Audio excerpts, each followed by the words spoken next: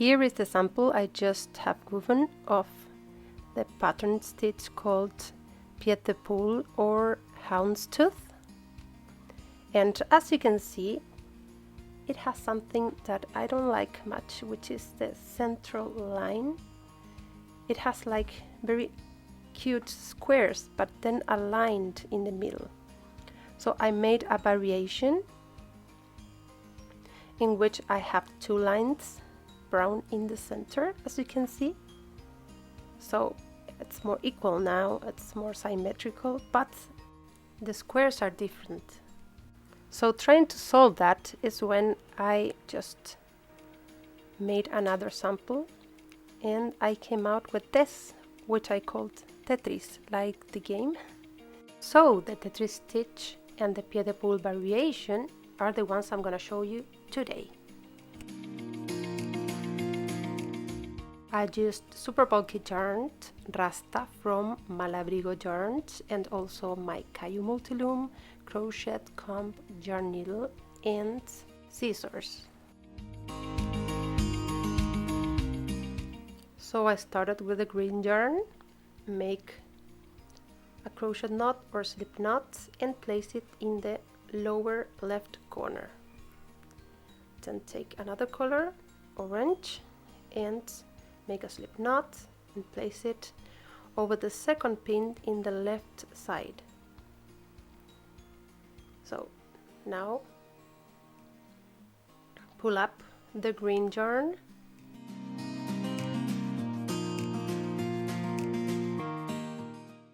and wrap from right to left, going down, and then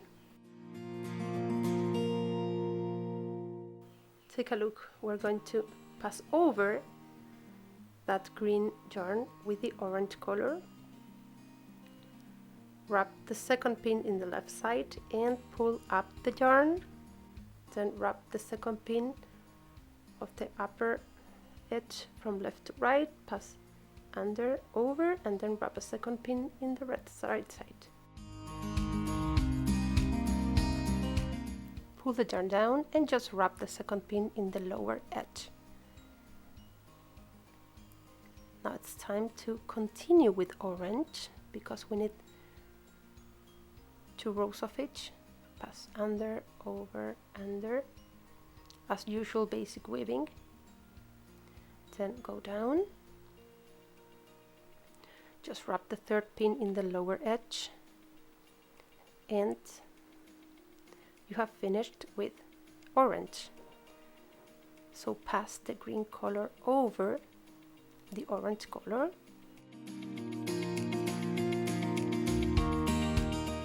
Wrap the fourth pin in the left side, pull the yarn up and go under, over, under as usual.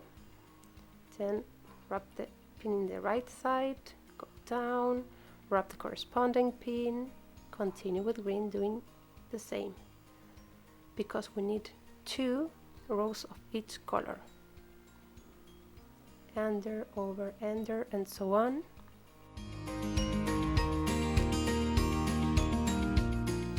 Go down,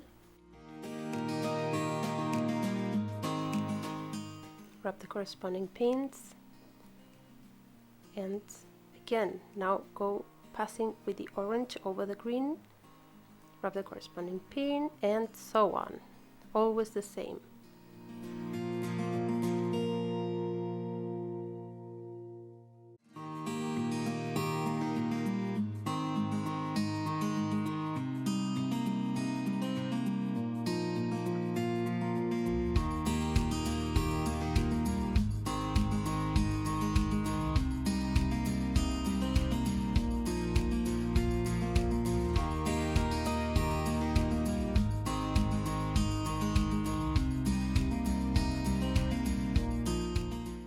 As you can see, it's pretty much the same now.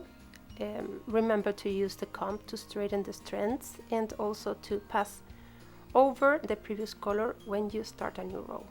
This is a zoomed view, so you can see these squares that this stitch forms.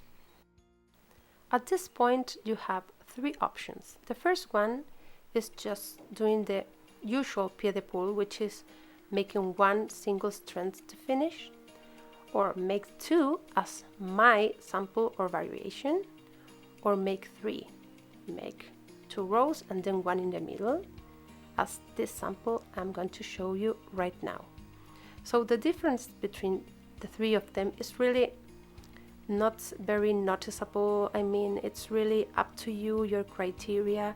I like the one with 3 because with 2 strands it doesn't look like a real square and not symmetrical, but I think it's more balanced, simply. But try the 3 of them and see which one is better for you.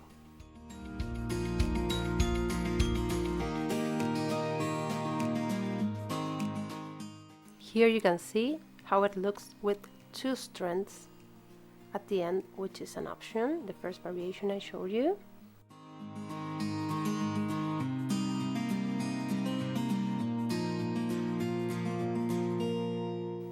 Here, contrasting with the 1 strand of the first pied de poule, the original one, but I'm gonna add a 3rd one, as I'm gonna show you right now.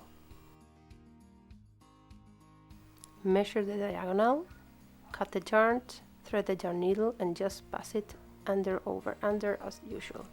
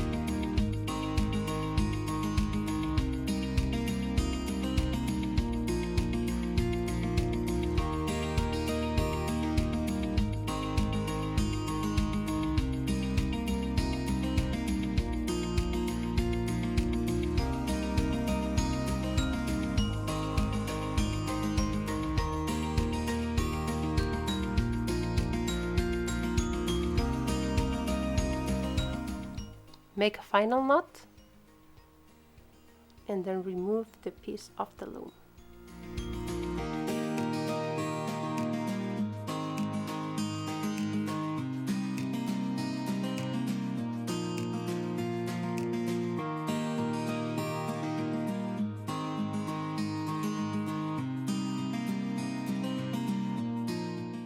So this is a sample I made of the pied de poule variation with 3 strands at the end. Hope you like it and make your own version.